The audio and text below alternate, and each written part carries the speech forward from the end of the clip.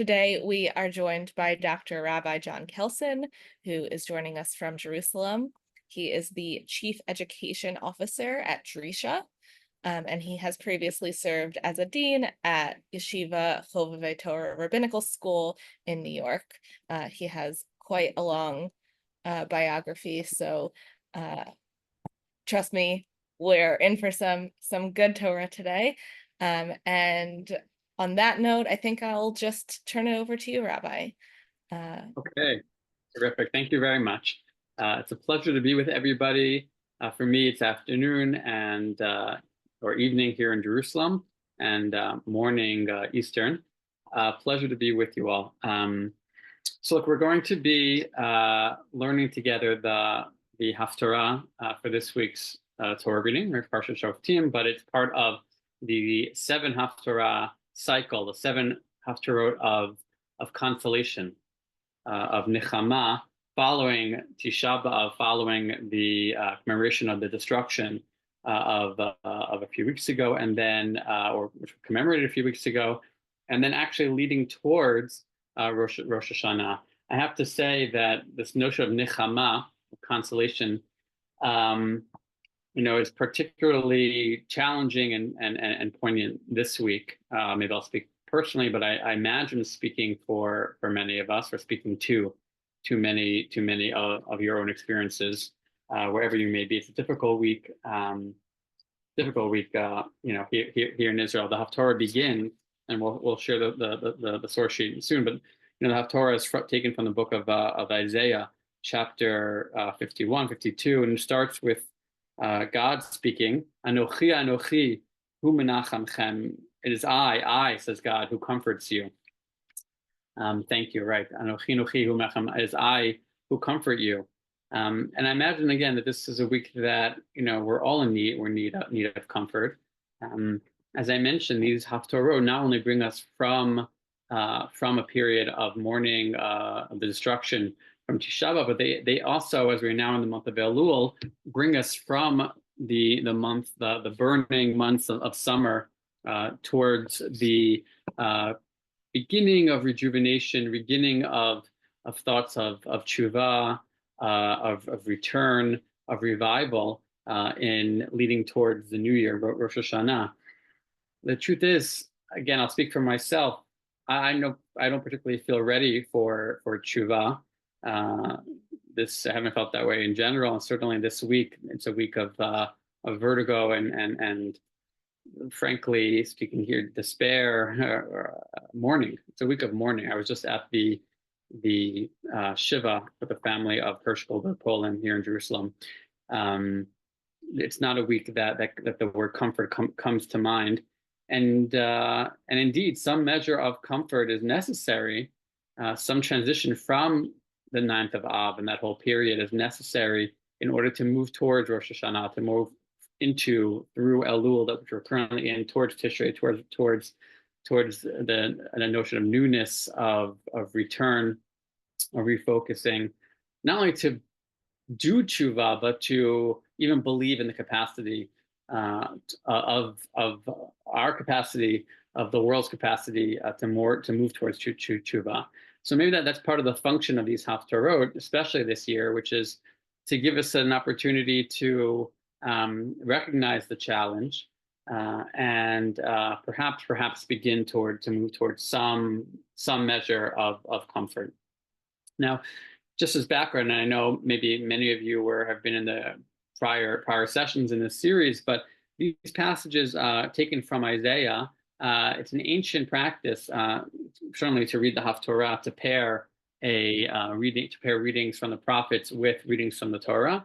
And these particular Haftarot, the choice of these Haftarot is relatively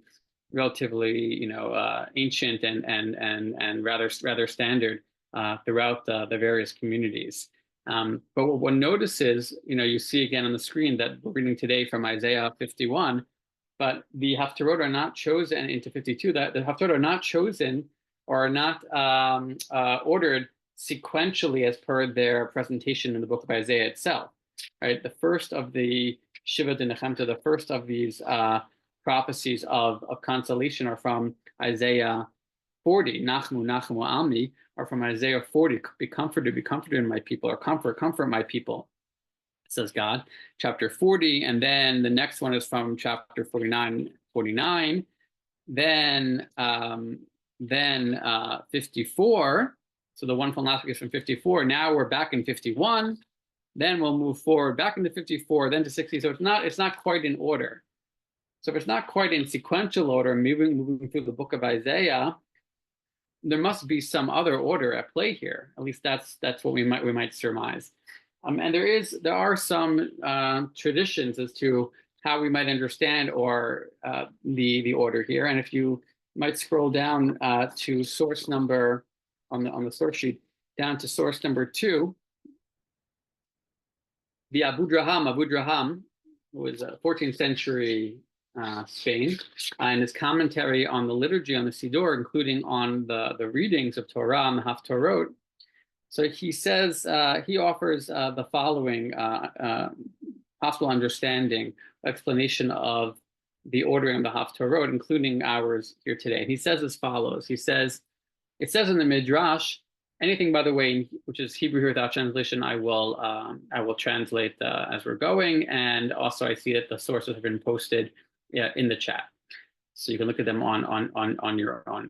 Omer b'Midrash, he says, Ki tiknu lamar b'tchilat haftarot hanechamot nachamu nachamu ami. The first of these haftarot is nachamu nachamu ami. Comfort my people. That's from Isaiah, what we said before, from Isaiah chapter 40. Nachamu ami yomar lechem dabru alei Yerushalayim. Speak to the heart of Jerusalem and call out to her. So he said, Nachamu ami. Klomar shakadosh baruch hu, in the second line of the source in front of you, kadosh baruch hu amar leniviyim nachamu ami. That God tells the prophets, here Isaiah, go out and I want you to comfort the people. Comfort the people. It's time for their comfort. And what happens? The next Haftorah from chapter 49 is a reply by Israel to the prophets. And the reply might be a surprising one. Al zeh mishiva Knesset Yisrael. The people of Israel reply to the prophets who are, heralding this prophecy of consolation. Vatomer Tzion azavani Adonai. But Zion says, these are the first words of that next Haftorah. Vatomer, God has abandoned me. Vadonai shechacheni. And our Lord, our God, has forgotten us, has forgotten me. How could I be comforted? I've been totally abandoned. I can't be comforted. I refuse to be comforted. Klomar, as Abu Draham says, Eini mitpayeseh b'nechamatim. I can't. I refuse to be appeased by your overtures of consolation. How could I receive consolation? The prophecy goes on to say there. The Haftorah says, "Atishkach isha ula merechem ben midah." Do you think that we could? Does a woman forget those in her womb? How could I ever feel comforted? Those are actually the words of God there, but you could read them both. You could read them both ways. It's the people speaking there. So the first Haftarah says God's overture the first week, be comforted, and the people reply, how could I be comforted? I refuse to be comforted. I refuse to be comforted. And then the Haftarah says, fourth line, Uri, Livshi, Oz, Ro Hashem, Uri. So the prophecy, then they try again. God says, okay, so awaken. Let's try again, right? Gird yourself in strength. And again, they say, how could I be comforted? I refuse to be comforted. So Al Zeh Chozer Kadosh Baruch Hu, 4 lines on the bottom of that source, Omer, and get to our this week's Haftarah. Al Zeh Chozer Kadosh Baruch Hu, Omer, Anochi Hu Menachemchem. So God says, I understand you feel you've been abandoned, you feel you've been forgotten. Aniyah Sora Lo Nuchama, you're the afflicted, storm-tossed, unconsoled one, unconsoled. So God says in this week's Haftarah, this is our source from Isaiah 51. Anochi hu menachemchem. It is I who comfort you. And the Haftarah go on to in that vein. God says, so I will come directly to you, not through the prophets. I will come to you directly. You think that I've forgotten you. You think that I've abandoned you. Here I am, says God. Anochi, I myself will come to comfort you. I myself will come to comfort you. Kumi uri kiva orech. Your light has come. Your light, God's grace, God's return, God has come to you. You're not forgotten. And that's what allows Israel to receive some measure of comfort. This is what allows Israel to say, I will rejoice in God.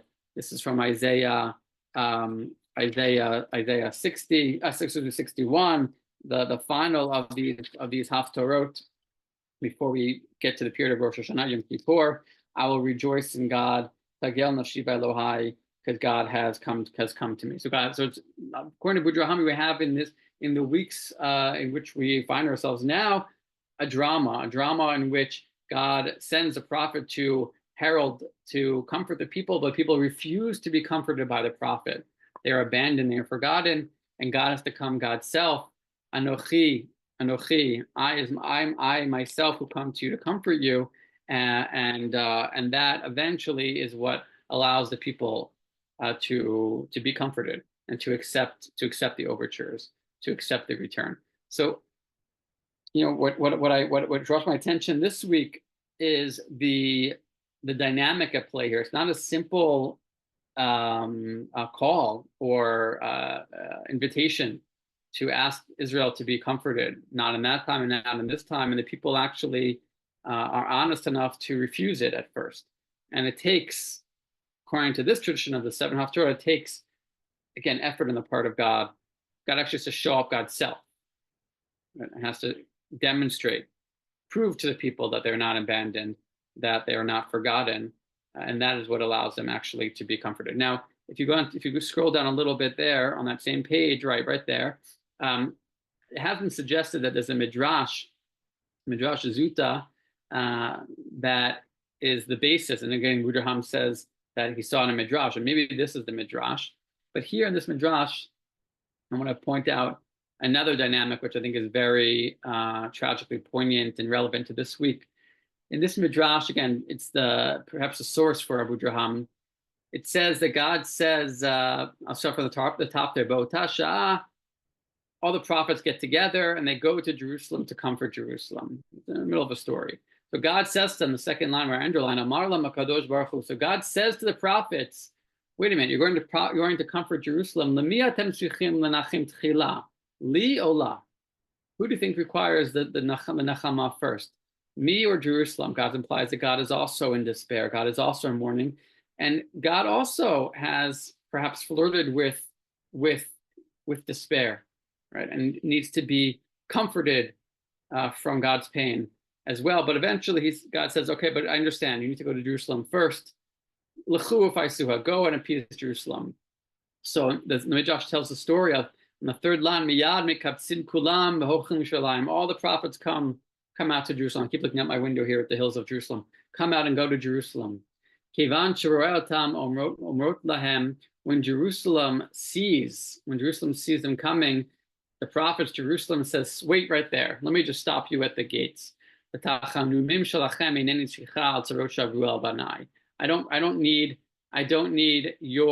I'm on the fourth line there. I don't have control of the cursor myself, so I see the chat, but I'm on the fourth line. There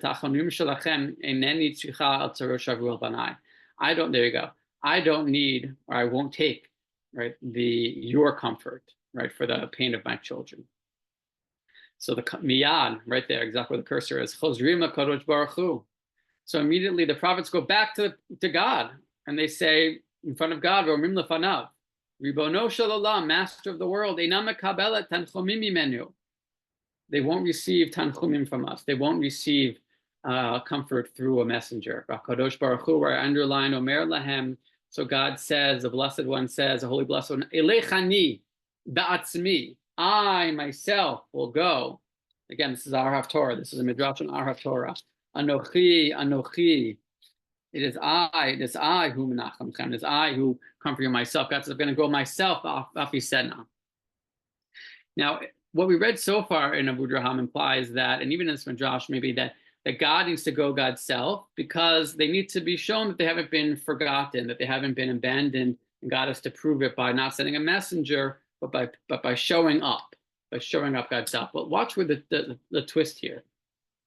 God says, I'm going to go myself. Eilichani ba'atzmi v'afisenu, v'sena lefi, cursor, keep moving, please. Lefi shavar, there you go. Shavarti la al hadin. Because I, God, look at the boldness of this midrash. I, God, have violated the law. I, God, need to do tshuva, as it were. I need to show up and comfort them because it's my fault. How so? God says, look, katuba Torah, it says in the Torah, God's Torah says, Lo ta'avod b'chor sharecha v'lo tigoz b'chor tzonecha.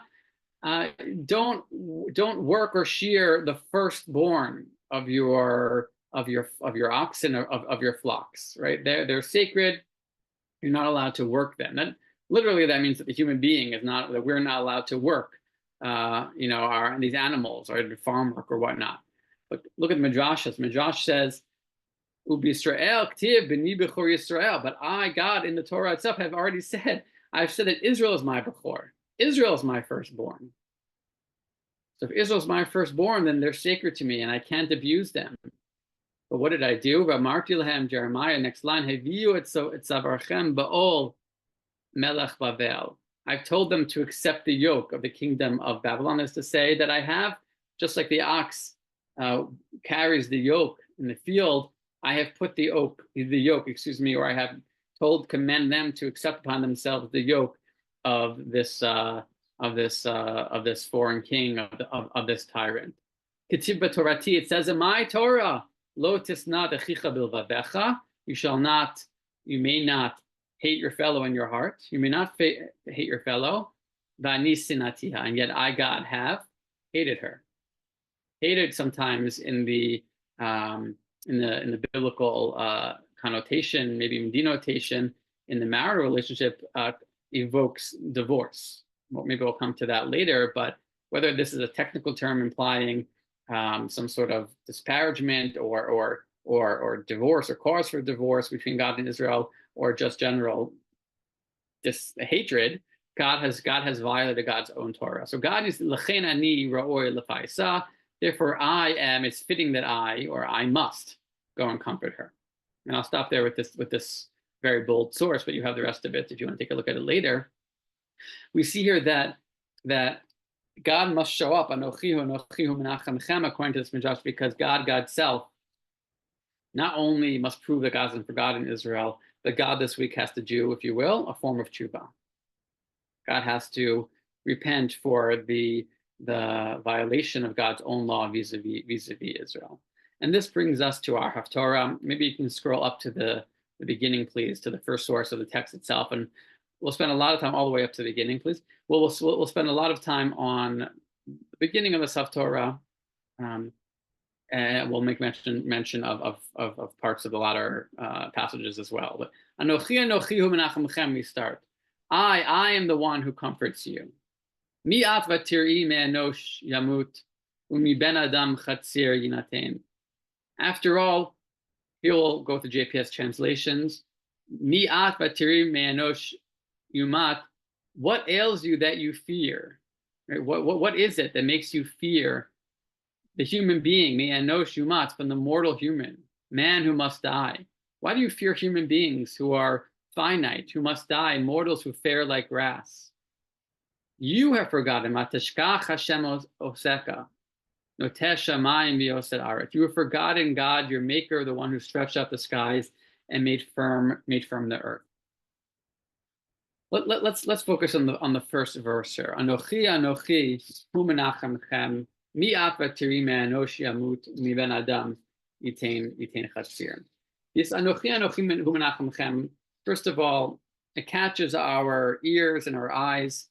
The first words here for, I'd say, three reasons. One, the use of the word Anochi as opposed to Ani. Anochi, I think, is more rarefied, more formal. Okay, so it's a more evocative term. Two, the doubling Anochi, Isaiah does this sometimes. Nachemu ami, uri, hit uri, awaken, comfort. Anochi, it is I. And then the who, that's there, the third word there, the who, which is grammatically superfluous. You could just say Anochi, Nachem.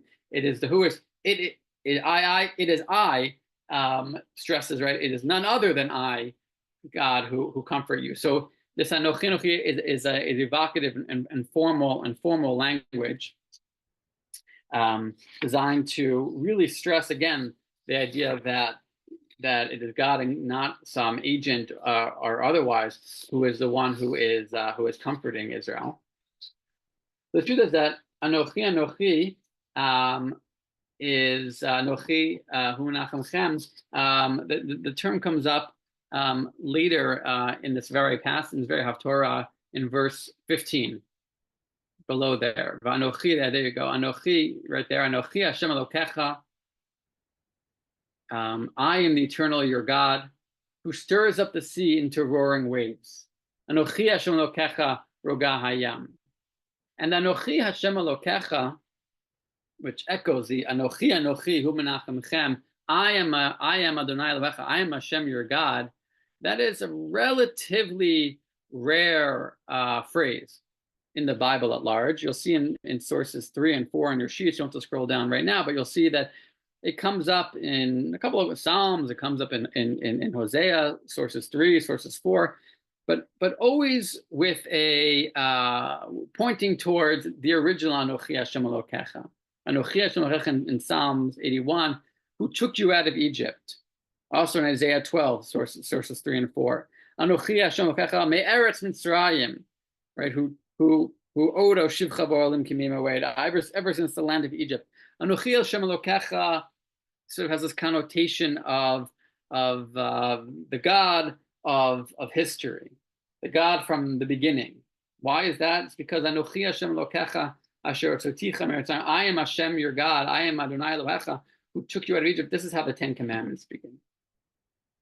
So the Anochi Hashem Elokecha and the Anochi Anochi Menachemchem evoke for us that moment at Sinai. Evoke for us the beginning of the story of redemption. And it's the self-same God who redeemed us from Egypt, the self-same God who appeared before us at Sinai. Anochi Hashem, that is the God who is speaking here, none other. The Midrash picks this up, and here, if you go to source number 5 here, from the Midrash called the Pesikta de Rav Kahana, which includes chapter 19. There you go. The Pesikta de Rav Kahana, which includes interpretation of all these Haftorot, section of interpretation, says as follows. I'm going to read you a series of Midrashim from Pesikta Rav Kahana and elsewhere. Extremely powerful, in my opinion. We're very important, worth really considering. So let's take a look at the one in front of you on the screen. Anochi Anochi Hu Menachemchem. Actually, if you scroll for 1 second, I think I'm going to see something here. Up, not down. I'm sorry. Go higher. Let's see what's. No. Okay, you're fine. Okay. Great. Okay. Rabbi Abba Bar Kahana b'Shem Rabbi Yochanan. Rabbi Abba Kahana taught in the name of Rabbi Yochanan when they were learning this verse that we are learning right now. Anochi Anochi Hu Menachemchem. It is I who comfort you.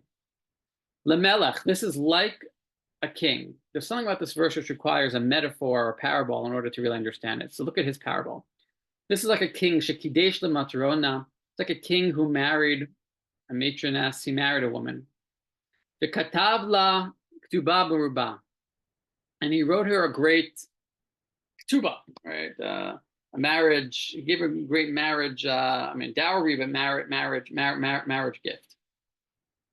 Kach v'kach chupot ani aseh lech, kach v'kach tachshitin ani noten lech, kach v'kach tizbariot ani noten lech. He said, I'm going to give you this and such, chupot, this and such jewelry, and these treasures. He's going to give her all these things. This is what he promises her. However, he marries her, then he leaves her, v'halach l'medinat hayam, and he travels abroad, and he essentially abandons her. It's not just 1 year. He stayed there for many years. He promises her the world and disappears. Monot ota va'omrot la, and her friends during all these years when she's alone say to her, ad imatai at yeteva, how long are you going to sit here for? How long can you really sit here waiting? Savlech, Baal, try to get yourself a husband. Ad da'ataliye, ad de chelech alayich, while you still can, while you still have your strength, while you're still young enough. Maybe they're implying that he died. Maybe they're implying that she should find some other way of getting out of the marriage. You need to move on. You need to let him go because he has let you go. He's gone. What did this woman do? She could have listened to them, of course, but she goes inwards. Imagine she shuts herself off from their voices. She went into her home. She goes into the safe. Notelek tubata. She takes out her ketubah. She takes out the marriage contract. The koreba, and she reads it. And when she reads it, that initial contract, those initial promises, umit nachamet, she is comforted. That's our word. So we know the majority. We see very clearly that we're evoking our text here. She's comforted. La'achar yamim ba'hamelech. Eventually, the king comes back. Mimidat hayam. We don't know how many years it's been. We know it's been many. And Omer la, he says to her, "Biti." Also figuratively, my daughter. He means, right, my beloved. Tameani. I can't believe you waited for me. How? How are you able to remain trustworthy or trusting? How could you believe in this relationship after all these years? Amralo, she says to the king, Deni HaMelech, Ululei k'tuba merubah shekataftali, had you not written me such a beautiful k'tuba, Kvar hayu chaverotai ma'avdot oti mimech. Look at the phraseology here. My friends would already have made me lost to you. I would have given up hope. They would have convinced me. That's the parable. It says the Midrash, Kach lefi sheba'olam hazeh umot ha'olam monim Yisrael. In this world, this is written, this of course is much older than Midrash. Is it true today, 2024 or not? You'd have to decide for yourselves. But so too the people, the nations of the world say to Israel, Omrim lahem, ad matay atem mumutim al Elohechem. For how long will you die for your God? V'notnin nafshotechem alav, v'neharagim alav. Right, just like she gives up her life, she remains an agunah of sorts, right? She remains chained and unfulfilled and trapped. So Israel gives up their own lives for God. Kamat sa'ar hu mevi alechem, kama bozim hu mevi lechem. How much shame and pain does he bring on to you? Kama yisurim, how many troubles? Bo'u lechem etzleinu, come to us, convert, come to us, join us, abandon your identity as Israel, as God's wife. Osin anu etchem dochsin v'frichin v'istar tilitim. We'll make you leaders of sorts. We'll make you officers. We'll make you the best of us. Come join us. Israel abandoned all these years. Yisrael, what does Israel do? They go into their home. Yisrael nichnasim le batei knesiot batei medrashot. Israel goes into their own homes, into their synagogues, into their houses of study, and they take out the ketubah. What's the ketubah? B'noshlim sefer Torah. They take out the Torah. They take out the Torah v'korinba, and they read in it. That's a technical term for reading out. Kriyat Torah, for reading out. They read in the Torah, and they read from the section of the blessings at the end of the book of Leviticus. Where God promises, I'll walk amongst you, just like God did in Eden. So too God will do with you. I'll make you fruitful, and I'll multiply you. And I will uphold my covenant with you. And this moment at the end of Leviticus is kind of the tail end of the process which began in the prior book, in the prequel. In the book of Exodus, chapter 19, 20, Sinai, Anochi Adonai Elohecha. I'm Hashem, your God. And we now we're going to build a covenant together. So they read that story. They read that blessing, and umit nachamim, and they are comforted. They're comforted, nachamu nachamu ami, even before the king arrives, even before God has come to them. Kishegia haketz, eventually at the end of days, HaKadosh Baruch Hu Omer Yisrael, God will say to Israel, 4 lines on the bottom of this text. Excuse me. Yes, God will say to Israel, Tameani, 5 lines, excuse me. Tameani, Hayech himantem li kol hashanim halalu. How did you wait for me? I can't believe it. All these years, how did you remain faithful? Israel Omer HaKadosh Baruch Hu, and Israel says to God, Ribono Olamim, Master of the world, Ilulei Sefer Torah shekatavta lanu. Had you not written that Torah, Kvar hayumot olam avinu tanamim. Had we not had the Torah to read, though we lost you, we still had the Torah, the Ketubah. We would have everyone else would have made us lost to you all these years. And this is what it means when it says, 3rd line from the bottom, Hada hu dechtiv, Zot tashiva libi al kenochi. I'll return God's word to my heart. Therefore, I hope, the Chen David says, the penultimate line here, Ulei Torah al shuai al zavadati ba'ani. Were it not for your Torah, my delight, I would have been lost in my pain. I've been lost in my trust. So it's the Torah which keeps us. So Anochi Anochi Menachemchem, it's not just according to this midrash, God's presence, which is meant to somehow cajole Israel into a state of comfort, or help Israel move into a state of comfort, but it's the remembering of the original Anochi Hashem Elokecha. It's the original, the great Anochi, the Anochi of Sinai, and all the promise that initial covenant, that initial contract provided, the bounty therein, the promise therein. That's what Israel returns to during the long period of exile and of apparent abandonment, to try to find some comfort there. Indeed, Israel finds comfort and is able to remain.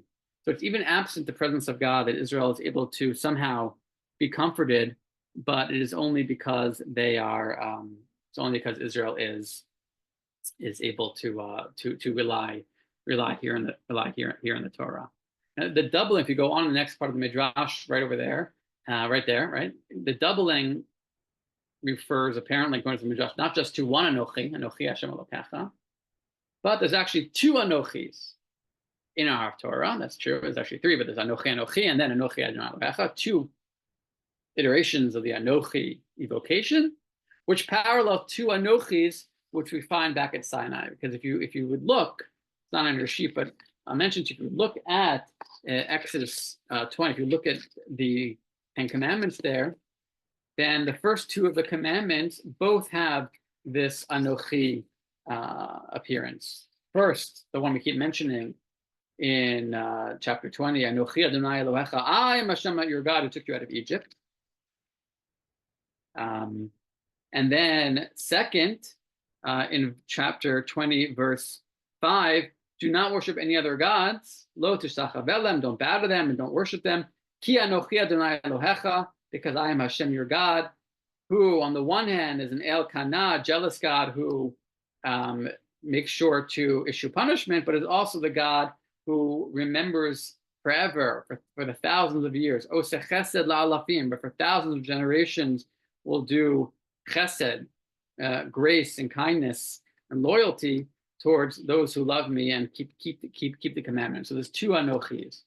And this midrash picks that up, and the midrash in front of you says, Davar acher, Anochi hu menachemchem, Rabbi Abun Mishim Rish Lakish, or Rish Lakish taught.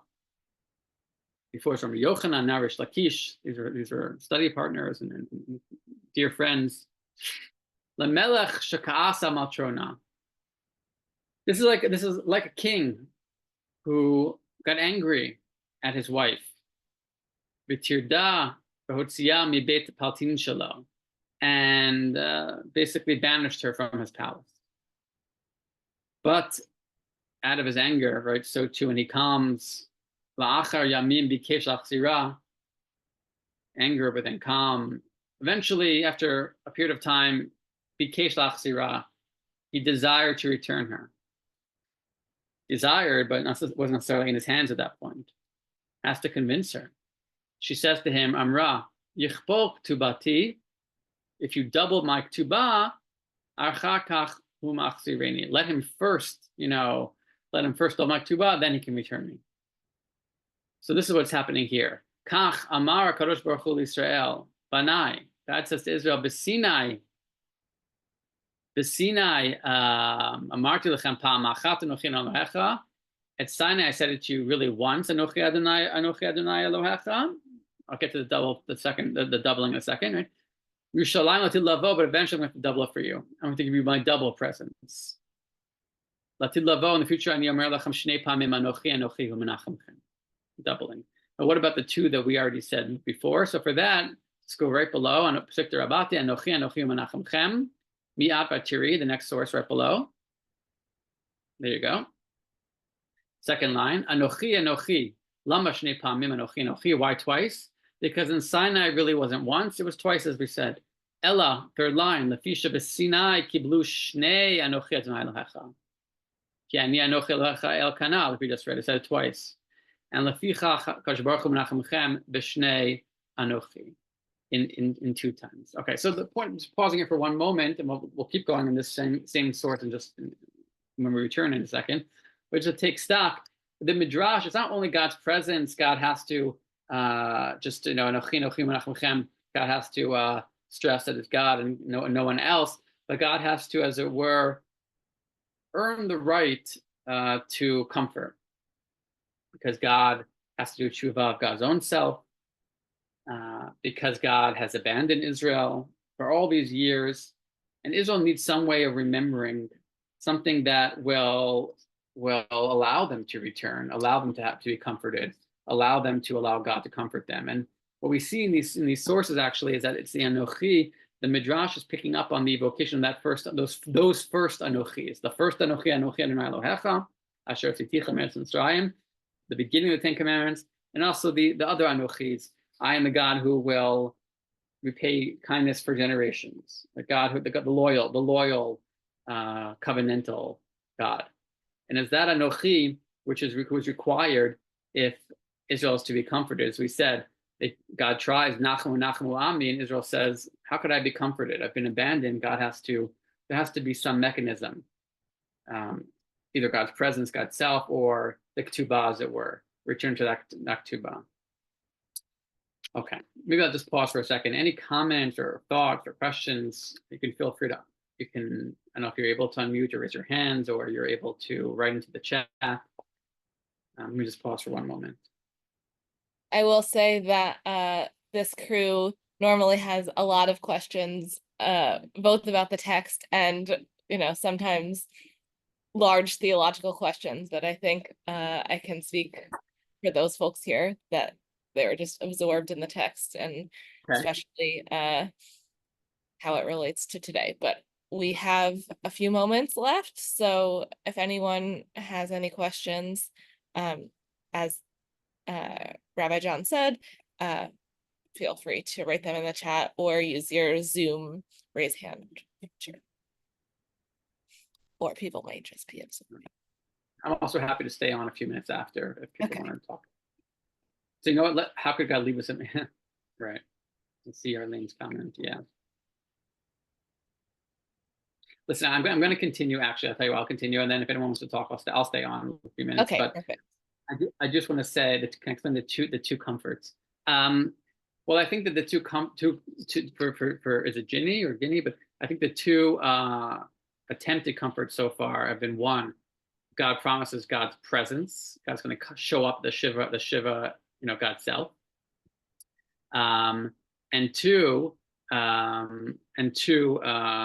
it's actually God can't do it God's self. Israel has to look to the Torah and reread it and rediscover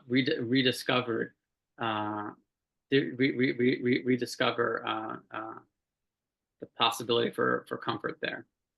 I'm going to keep going, although I'm sort of scanning and trying to scan the chat at the same time. But let me just say this, that, and I know we barely got into it, but into the Haftarah, but it's just so rich, it's hard.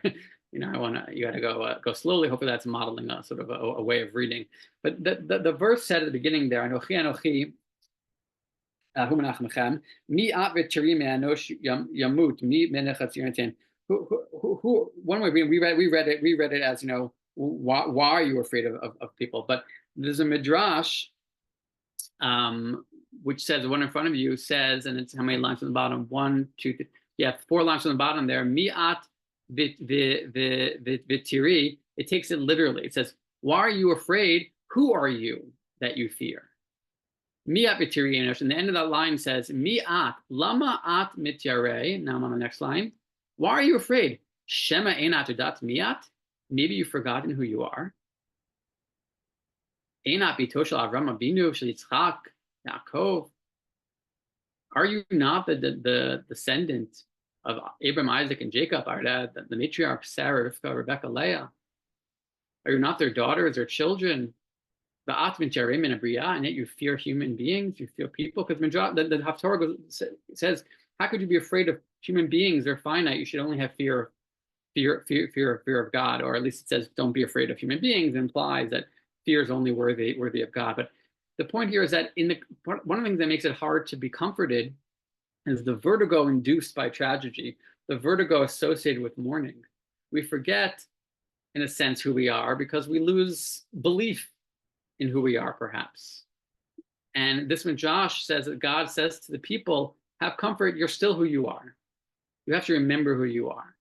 And in fact, the Haftarah goes on to say that you have forgotten God. And the point being that there's a correlation between 3 dynamics that the Haftarah discusses. And again, you have the source sheet, you look at the Haftarah yourself, but it goes on to describe forgetfulness, weariness, and fear. And perhaps there's an association between those 3.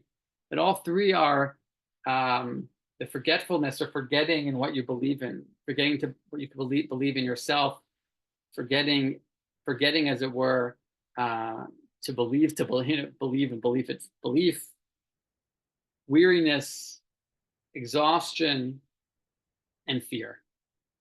And it's those 3 which have to be mitigated. Intervention has to be enacted vis-a-vis all 3 of those dynamics if Israel has a hope of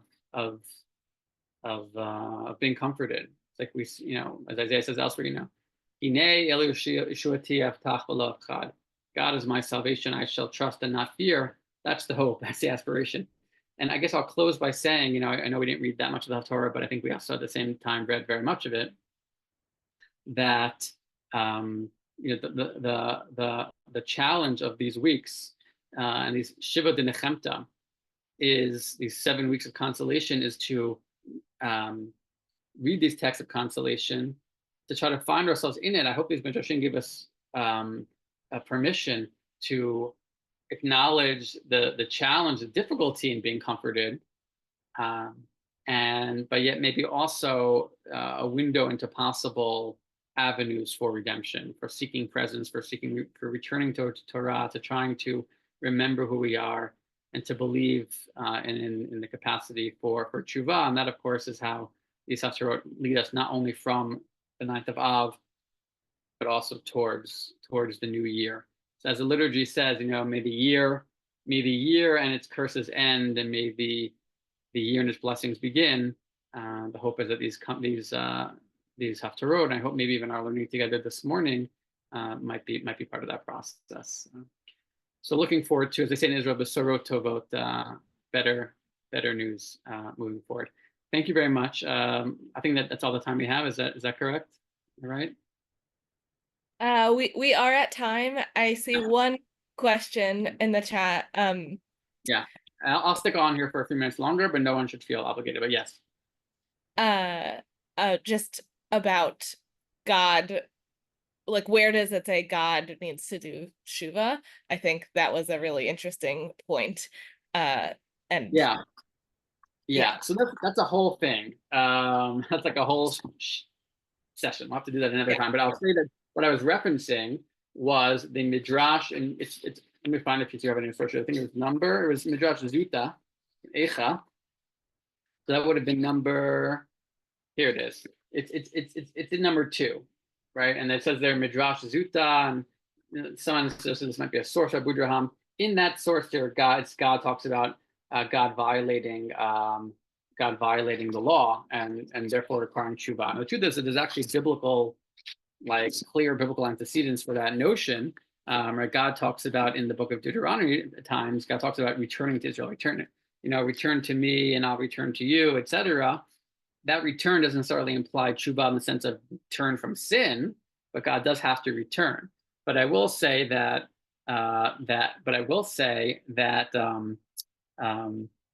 just one random example.